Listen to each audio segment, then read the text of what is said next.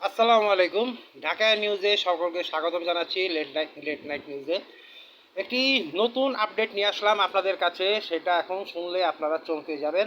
ইতিমধ্যে ভাইরাল হয়েছে নিউজটি এবং বলি আপনাদেরকে 24 ঘন্টার, হ্যাঁ যা শুনছেন, 24 ঘন্টার আলটিমেটাম দিয়েছেন বৈষম্য বিরোধী ছাত্র আন্দোলনের সদস্যরা।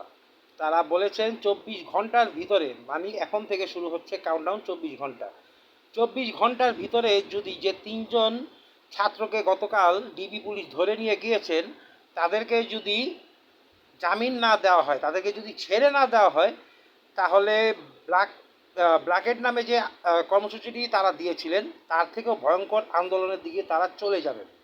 এবং তারা আরও বলেছেন যে যে সকল ছাত্ররা আহত হয়েছেন তাদের চিকিৎসার ব্যবস্থাও তারাও করবে ছাত্রদের তরফ থেকে এবং সরকারকেও করতে হবে। এবং তারা বলেছেন আগামীকাল দেয়ালে দেয়ালে তারা লিখবেন যে মানে তাদের যে দাবিগুলো আছে সে দাবিগুলো নিয়ে তারা আগামীকাল লিখতে চাচ্ছেন, লিখবেন। হয়তোবা এর মধ্যে হয়তোবা সরকার বাধাও দিতে পারে, তারা যদি বের হয়, যদি দেয়ালের মধ্যে কিছু লেখে দেখা গেছে যে পুলিশ এসে তাদেরকে ধরতেও পারে।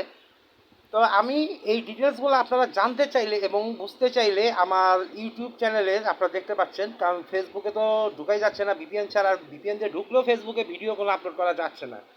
সো আপনার যদি দেখতে হয় আর জানতে হয় যে কী মানে কাকে কাকে ছাড়তে হবে না হবে, তবে আপনাকে আমার ইউটিউব চ্যানেলের ডিসক্রিপশন বক্সে যেতে হবে। গেলে আপনারা আন্দোলনের বিস্তারিত সব কিছু ডিটেলস পেয়ে যাবেন যে কাদেরকে কাদেরকে তারা ছাড়তে বলছে।